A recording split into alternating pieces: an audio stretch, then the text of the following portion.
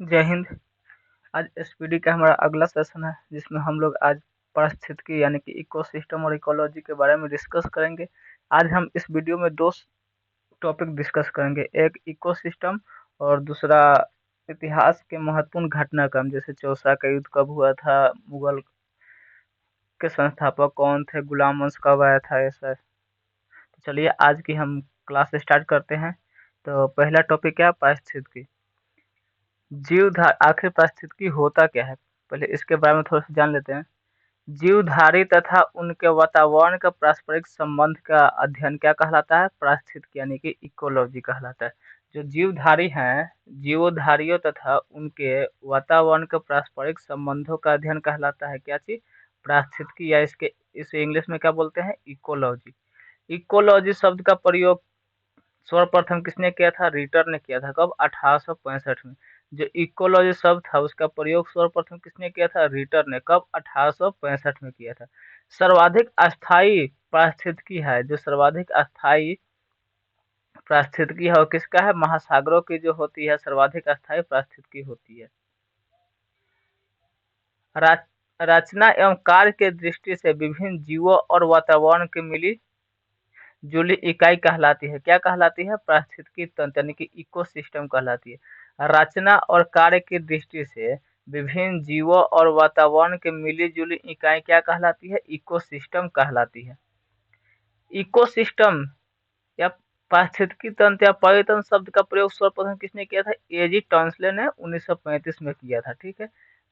पारिस्थितिकी तंत्र या पर्यटन शब्द का प्रयोग सर्वप्रथम किसने किया था, एजी टॉन्सले ने किया था। जबकि इकोलॉजी यानी कि पारिस्थितिकी शब्द का प्रयोग सर्वप्रथम किसने किया था, रिटर ने किया था। ओके।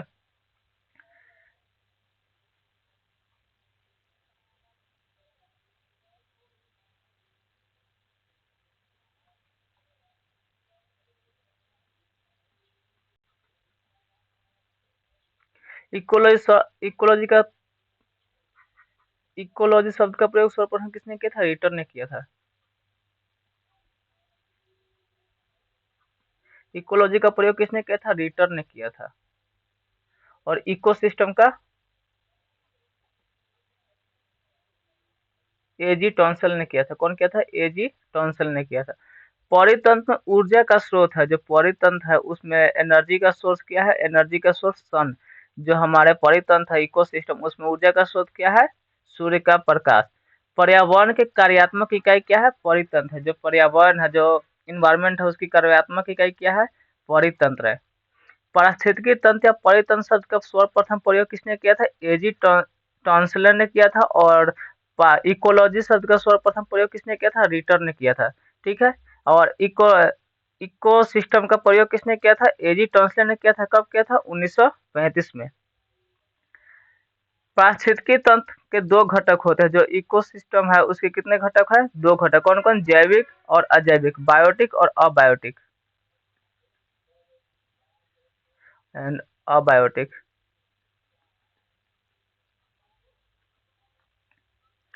जैविक घटक यानी कि बायोटिक को तीन भागों में विभाजित किया। कौन सा, उत्पादक, प्रोड्यूसर, कंज्यूमर एंड डिकम्पोजर। उत्पादक, उपभोक्ता और अपघटक। कौन कौन सा, पहला उत्पादक, उपभोक्ता और अपघटक। जैविक घटकों को तीन भागों में विभाजित किया गया। कौन कौन सा, उत्पादक, उपभोक्ता और अपघटक। उत्पादक द्वारा उत्पादित खाद्य पदार्थों को उपयोग करने वाला घटक कहलाता है, क्या कहलाता है, उपभोक्ता कहलाता है। जो प्रोड्यूसर होता है उसके द्वारा उत्पादित करने वाले खाद्य पदार्थ को क्या, जो कंज्यूम करता है उसको क्या बोलते हैं, कंज्यूमर बोलते हैं, यानी कि उपभोक्ता बोलते हैं। उपभोक्ता तीन प्रकार के होता है, प्राइमरी, सेकेंडरी एंड टर्शियरी। प्राथमिक, द्वितीय और तृतीय। कौन कौन सा, प्राथमिक, द्वितीयक और तृतीयक। उपभोक्ता तीन प्रकार, कौन कौन, प्राथमिक, द्वितीयक और तृतीयक, प्राइमरी, सेकेंडरी एंड टर्शियरी। वे जीव जो हर एक पौधे को खाते हैं क्या कहलाते हैं, प्राथमिक उपभोक्ता कहलाते हैं। वे जीव जो हरे पौधे को खाते हैं प्राथमिक उपभोक्ता यानी कि प्राइमरी कंज्यूमर कहलाते हैं। कौन कौन से, बकरी हो गया, गाय हो गया, भैंस हो गया, ये सब क्या है, ये सब प्राइमरी कंज्यूमर है। प्राथमिक उपभोक्ताओं को भोजन के रूप में प्रयुक्त करने वाला जीव कहलाता है सेकेंडरी कंज्यूमर। जो प्राथमिक उपभोक्ता होते हैं जैसे गाय, भैंस, बकरी को जो कंज्यूम करता है उसे क्या बोलते हैं, सेकेंडरी कंज्यूमर। जैसे भेड़ हो गया, मोर हो गया, लोमड़ी हो गया, ऐसा कौन सा है? Secondary consumer. द्वितीयक उपभोक्ता को भोजन करने वाले द्वितीयक उपभोक्ताओं को भोजन के रूप में इस्तेमाल करने वाला जीव कहलाता है तृतीयक उपभोक्ता। द्वितीयक उपभोक्ता को भोजन के रूप में इस्तेमाल करने वाला जीव क्या कहलाता है? टर्शियरी कंज्यूमर, यानी कि बाघ, शेर, चीता। देखिए, प्राइमरी कंज्यूमर कौन होता है? वे जीव जो हरे पौधे को खाते हैं, प्राइमरी कंज्यूमर होते हैं। सेकेंडरी कौन होता है? जो प्राइमरी कंज्यूमर यानी कि प्राथमिक उपभोक्ता को खाते हैं, वो सेकेंडरी होता है, जैसे भेड़िया, मोर, लोमड़ी एटसेट्रा। और टर्शियरी क्या हो जाएगा? वे जीव जो तृतीयक उपभोक्ता को खाते हैं, उसे क्या कहते हैं? टर्शियरी कंज्यूमर कहते हैं, जैसे बाघ, शेर, चीता एटसेट्रा। अजैविक घटक यानी कि अबायोटिक घटकों को भी हम लोग दो भागों में विभक्त किया गया है। कौन कौन? एक कार्बनिक एवं अकार्बनिक। अजैविक घटक को दो भागों में विभक्त किया गया है। कौन कौन? कार्बनिक और अकार्बनिक। कार्बनिक अजैविक घटक कौन कौन सा है? कार्बोहाइड्रेट, प्रोटीन एवं वसा।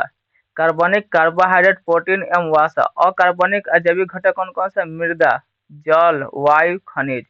Soil, water, air and mineral. कौन कौन सा अकार्बनिक में? मृदा, जल, वायु, खनिज। इसमें कार्बन नहीं पाया जाता है। और कार्बनिक पदार्थ अजैविक घटक में कार्बन की उपस्थिति होती है। अकार्बनिक अजैविक घटक में कार्बन नहीं पाया जाता है। अपघटक किसे कहते हैं? अपघटक कौन कौन है? कवक एवं जीवाणु। अपघटक कौन कौन है? कवक एवं जीवाणु। सफाई कर्मचारी कहलाते हैं। सफाई कर्मचारी किसे कहते हैं? अपघटक यानी कि डिकम्पोजर को हम लोग सफाई कर्मचारी कहते हैं। जो अपघटक होता है उसको क्या बोलते हैं? सफाई कर्मचारी। इसको स्टार लगा लेंगे। एक जीव द्वारा दूसरे को खाए जाने पर पोषक तत्वों एवं ऊर्जा का रूपांतरण कहलाता है, उसे खाद्य श्रृंखला बोलते हैं। एक जीव द्वारा दूसरे जीवों को खाए जाने पर पोषक तत्वों एवं ऊर्जा का रूपांतरण क्या कहलाता है? खाद्य श्रृंखला, यानी कि फूड चेन कहते हैं। फूड चेन कहते हैं। एक जीव को दूसरे जीव को खाए जाने पर पोषक तत्व एवं ऊर्जा का रूपांतरण फूड चेन कहलाता है। खाद्य श्रृंखला बनती है। खाद्य श्रृंखला कैसे बनती है? उत्पादकों को उपभोक्ता एवं अपघटकों से मिलकर बनती है, यानी कि प्रोड्यूसर, कंज्यूमर एवं डिकम्पोजर से मिलकर क्या बनती है? खाद्य श्रृंखला बनती है। उत्पादक,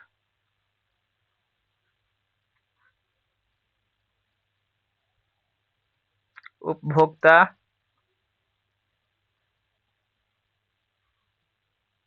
और अपघटक।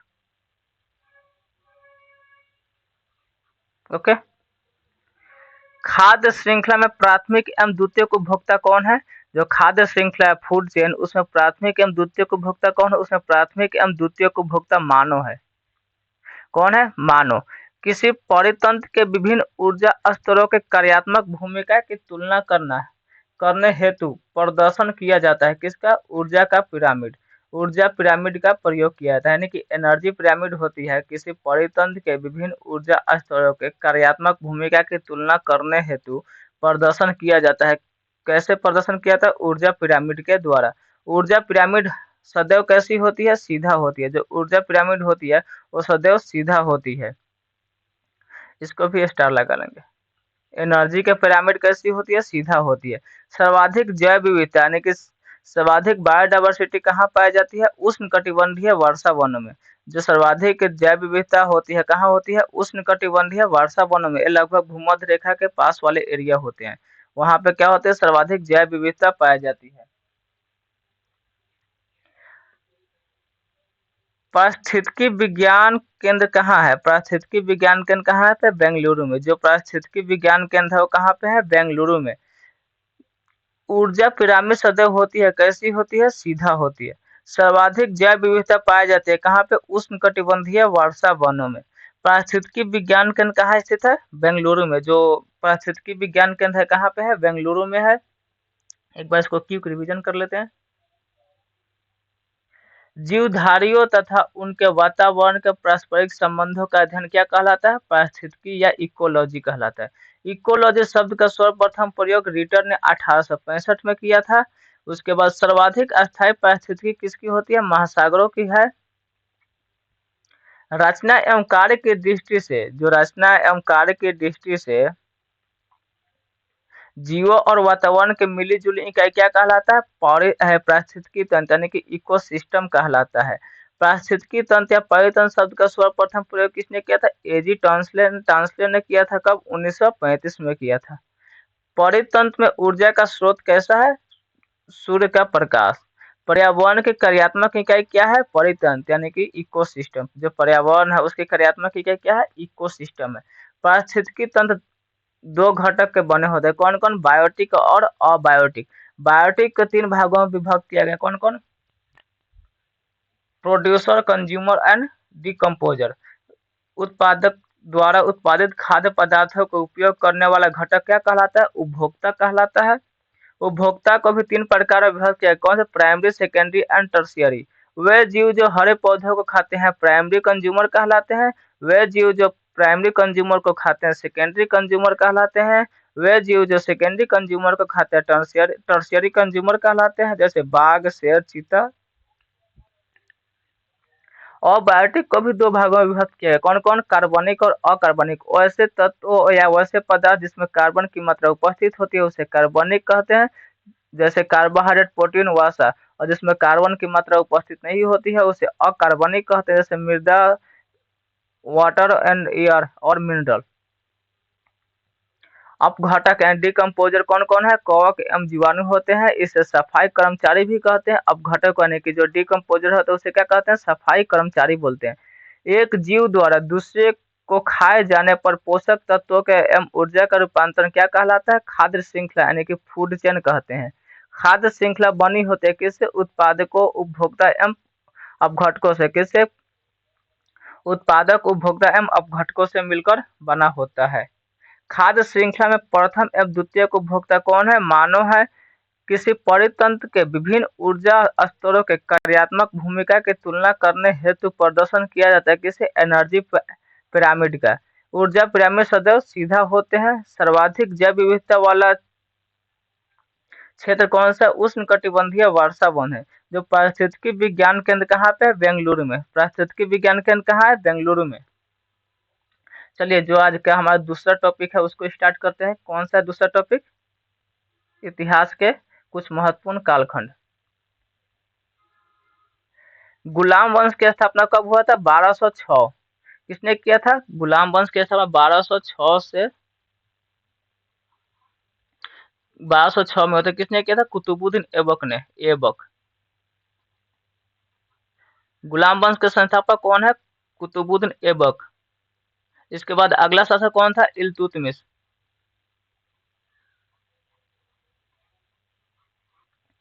ऐबक को क्या बोला जाता है? कुरान खान। इसे हातिम भी बोला जाता है। ऐबक को और क्या बोला जाता है? हातिम।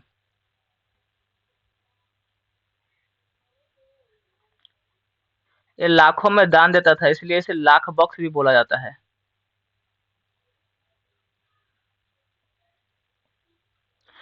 इसकी मकबरा कहाँ पे है? लाहौर में।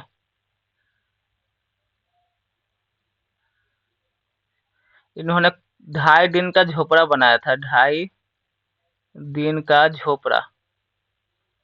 कहाँ पे? अजमेर में।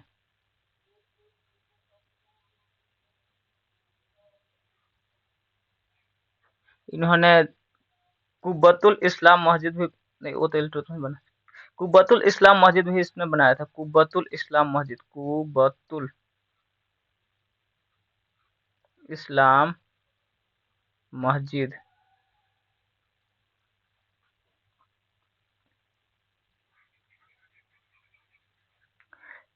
उसके बाद अगला क्या है?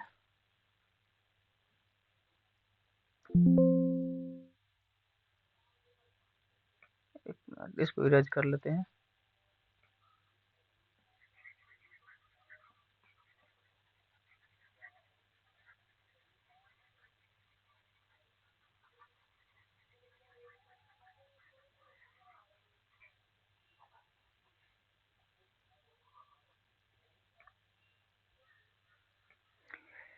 इब्न बतूता जो थे, इब्न बतूता का भारत आगमन कब हुआ था? 1333 में। इब्न बतूता भारत कब आया था? 1333 में। यह कहाँ का रहने वाला था? मोरक्को का। मोरक्को का रहना था। मोहम्मद बिन तुगलक के दरबार में आया था। एमबीटी यानी कि मोहम्मद बिन तुगलक के दरबार में आया था। इसके पुस्तक कौन सा है? रेहला।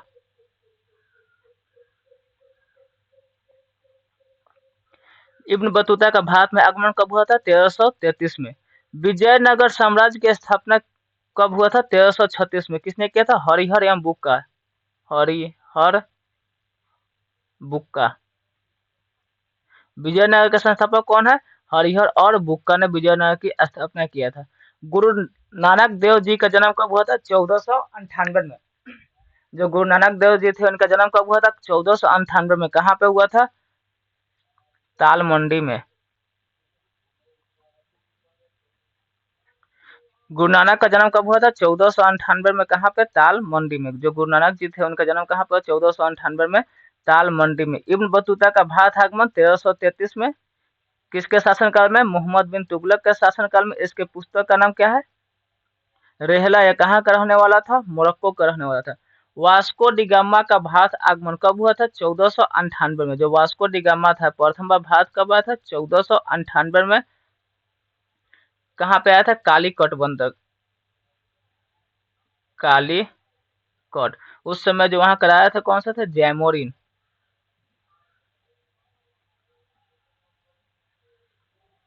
आगरा शहर की स्थापना कब हुआ था? 1506 में। आगरा शहर की स्थापना कब हुआ था? 1506 में। चौसा के युद्ध कब हुआ था? 1539 में। चौसा के युद्ध कब हुआ था? 1539 में। किसके किसके बीच में हुआ था? हुमायूं और शेरशाह। हुमायूं और शेरशाह के बीच हुआ था। कन्नौज या बिलग्राम के युद्ध 1540 में। कन्नौज या बिलग्राम के युद्ध 1540 में। यह भी हुमायूं और शेरशाह के बीच हुआ था। इसी युद्ध के बाद जो हुमायूं था उस भारत से निष्कासित हो गया था, यानी कि निष्कासन जीवन जीने लगा था 1540 में। 1540 के बाद ही हुमायूं का निष्कासन जीवन चालू हो गया था। उसके बाद जो दिल्ली था उस पर शेरशाह का अधिकार हो गया था। पानीपत का प्रथम युद्ध 1526 में। जो पानीपत का प्रथम युद्ध था कब हुआ था? 1526 में। किसके किसके बीच हुआ था? प्रथम युद्ध 1526 में बाबर और इब्राहिम लोदी।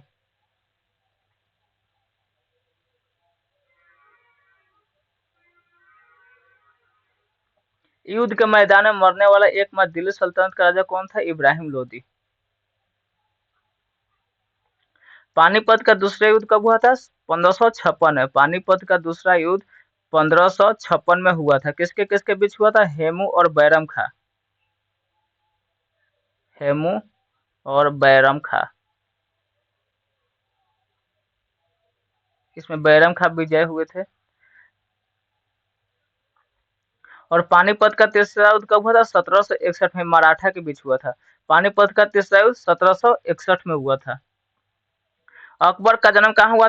अकबर का जन्म कब हुआ था? 1582 में हुआ था। अकबर का जन्म कब हुआ था? 1582 में हुआ था। कहाँ पे? अमरकोट के राजा बीरसाल के दरबार में। अमरकोट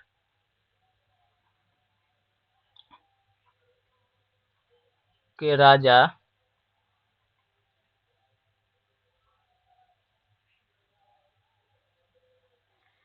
बीरसाल के दरबार में।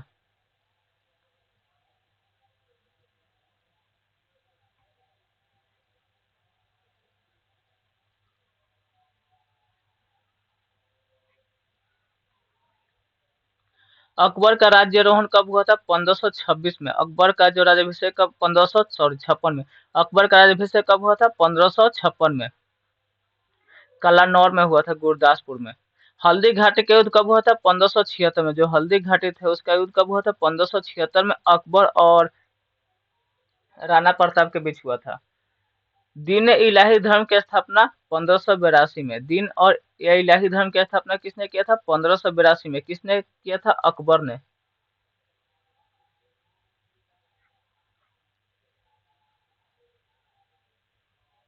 दीन इलाही धर्म की स्थापना कब हुआ था? 1582 में हुआ था। ठीक। ईस्ट इंडिया कंपनी का स्थापना 1600 में हुआ था। जो ईस्ट इंडिया कंपनी था उसकी स्थापना कब हुआ था? 1600 में हुआ था। अकबर द्वारा मनसबदारी का प्रारंभ कब हुआ था? 1574 में। जो अकबर था उसके द्वारा मनसबदारी का आरंभ कब हुआ था? 1574 में। प्लासी के युद्ध कब हुआ था? 1757 में। प्लासी के युद्ध कब हुआ था? 1757 में। किसके किसके बीच हुआ था? अंग्रेज और बंगाल के नवाब था सिराजुद्दौला।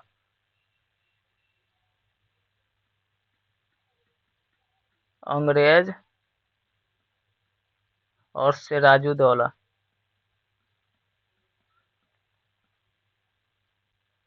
इसमें अंग्रेज विजयी हो गए थे और इसी के बाद उन्होंने भारत में अपना आधिपत्य स्थापित कर लिया था। बेदरा के युद्ध कब हुआ था? 1759 में। बेदरा के युद्ध कब हुआ था? 1759 में।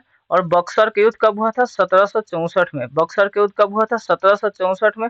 इसने अंग्रेज ने तिलगुट सेना, भारत की ओर से तिलगुट सेना लड़ रहा था। तिलगुट।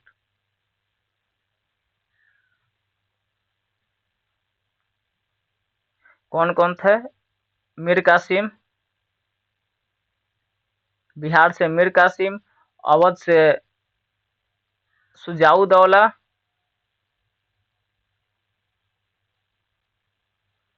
और जो दिल्ली था उस दिल्ली से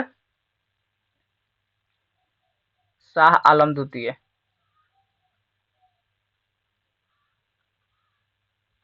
शाह आलम द्वितीय। इसके जो नेतृत्व कौन कर रहा था? शाह आलम द्वितीय। और जो अंग्रेज थे उस सेना का नेतृत्व कौन कर रहा था? Hector Munro. हेक्टर। इसमें अंग्रेज विजयी हो गए थे और 1765 में इलाहाबाद की संधि हुई थी जिसमें बंगाल और बिहार के दीवान अंग्रेजों को सौंप दिया गया था। प्रथम आंग्ल मैसूर युद्ध कब हुआ था? 1780 से 84 के बीच में। जब प्रथम आंग्ल मैसूर युद्ध कब हुआ था? 1780 से 84 के बीच में। द्वितीय आंग्ल मैसूर युद्ध 1780 से 84। और तृतीय आंग्ल मैसूर युद्ध 1790 से 92। चतुर्थ आंग्ल मैसूर युद्ध 1799। सन्यासी विद्रोह कब हुआ था? 1770 में। सन्यासी विद्रोह कब हुआ था? 1770 में। और संथाल विद्रोह 1855 से 56 के बीच चला था। जो संथाल विद्रोह था 1855 से 56 के बीच चला था। अहोम विद्रोह 1828। इसके नेतृत्व किसने किया था? गोमधर कुंवर। अहोम विद्रोह गोमधर कुंवर।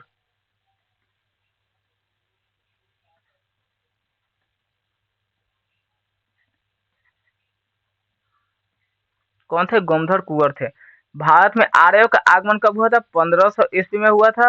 भारत में जो आर्य थे वो कब आए थे? 1500 में आए थे। ये कहाँ के रहने थे? मध्य एशिया के रहने वाले थे। आर्य कहाँ के रहने वाले थे? मध्य एशिया के रहने वाले थे। इनका मूल्य भाषा क्या था? संस्कृत था।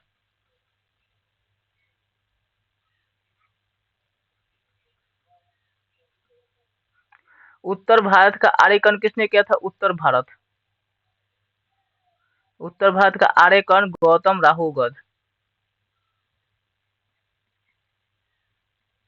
और दक्षिण भारत अगस्त ऋषि।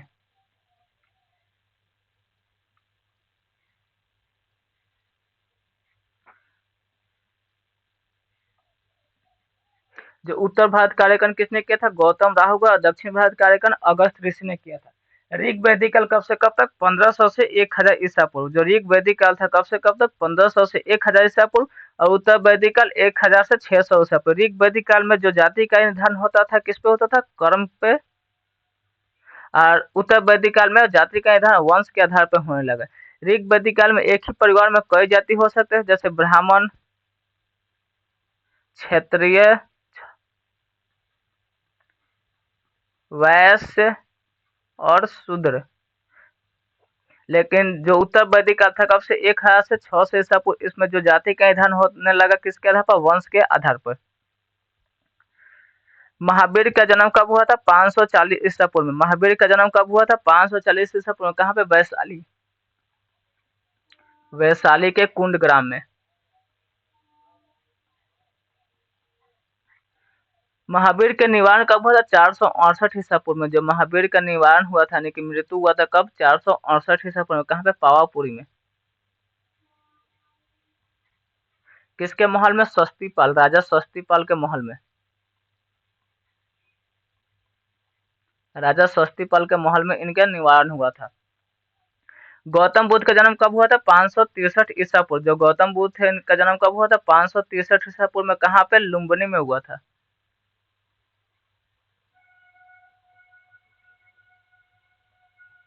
गौतम बुद्ध का महापरिनिर्वाण कहाँ हुआ था? गौतम बुद्ध का महापरिनिर्वाण 483 ईसा पूर्व में। कहाँ पे हुआ था? कुशीनगर। कुशीनगर में, मौर्य महाजनपद में।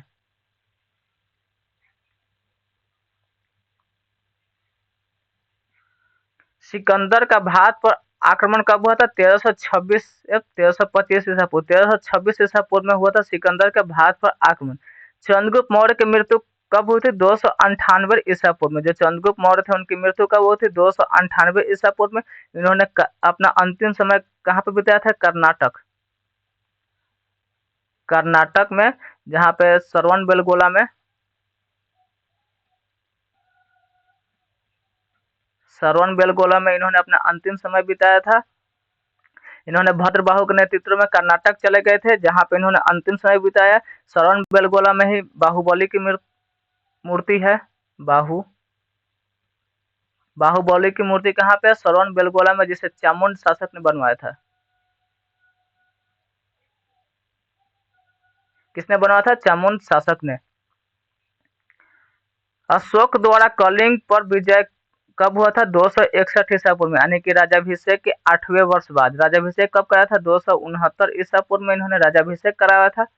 और उसके 8वें वर्ष बाद इन्होंने कलिंग पे आक्रमण किया था। कलिंग में हुए हताहत के चलते इनका हृदय परिवर्तन हो गया और उसके बाद इन्होंने बौद्ध धर्म अपना लिया। और इसकी कलिंग युद्ध की जानकारी किससे मिलती है? खारवेल के अभिलेख से मिलती है। उस समय जो कलिंग का राजा था, कौन था कलिंग का राजा? नंदराज थे। कलिंग के जो राजा थे कौन थे? नंदराज। अशोक के किस अभिलेख में कलिंग युद्ध की चर्चा है? तो कौन सा अभिलेख हो जाएगा? 13वां अभिलेख। कौन सा? 13वां। विक्रम संवत आरंभ कब हुआ था? 58 ईसा पूर्व में। जब विक्रम संवत है आरंभ कब हुआ था? 58 ईसा पूर्व में। शक संवत का आरंभ 78 ईस्वी में हुआ था। शक संवत का आरंभ कब हुआ था? 78 ईस्वी में हुआ था। जो शक संवत था उसका आरंभ कब हुआ था? 78 ईस्वी में हुआ था। और हिजरी संवत का आरंभ कब हुआ था? 622 ईस्वी में। जो हिजरी संवत था उसका आरंभ कब हुआ था? 622 ईस्वी में हुआ था।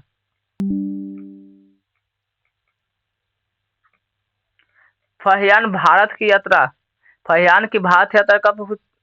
फहियान जो थे भारत यात्रा कब आए थे? भारत यात्रा के लिए 405 में।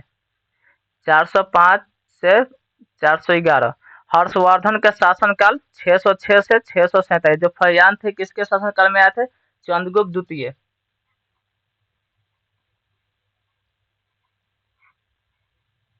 चंद्रगुप्त द्वितीय जो गुप्त वंश के शासक थे। इन्होंने विक्रमादित्य की उपाधि धारण किया था। इतिहास में कुल 14 शासकों ने विक्रमादित्य की उपाधि धारण किया है। हर्षवर्धन का शासनकाल कब से कब था? 606 से 647। हर्षवर्धन वर्धन वंश के थे। वेनसांग की भारत यात्रा 630। वेनसांग की भारत यात्रा कब था? 630। हर्षवर्धन के समय कौन आया था? फहियान आया था भारत। जो हर्षवर्धन थे उसके समय भारत कौन आया था? फहियान।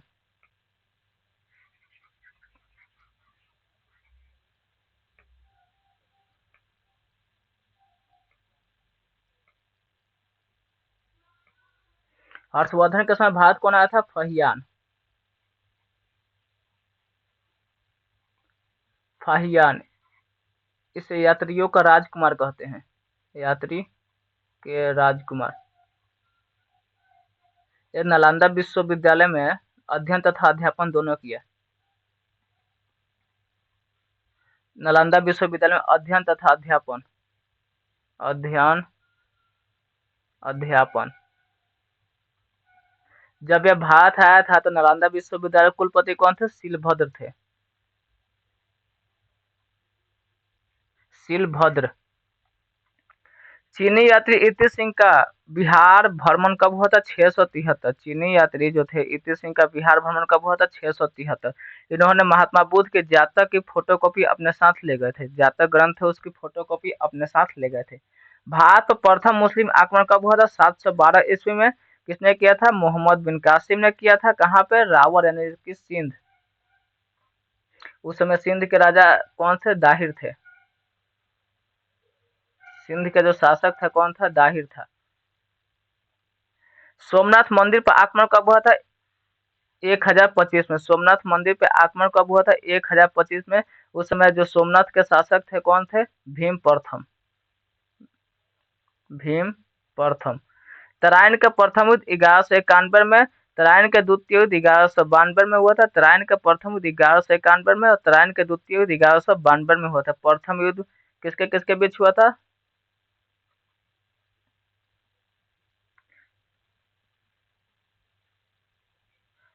पृथ्वीराज चौहान और गौरी के बीच हुआ था। इसमें पृथ्वीराज चौहान विजय हुए थे। और तराइन के तृतीय युद्ध कब हुआ? तराइन के द्वितीय युद्ध 1192 में हुआ था। तो आज की क्लास हम यहीं पे समाप्त करते हैं। जय हिंद, जय भारत।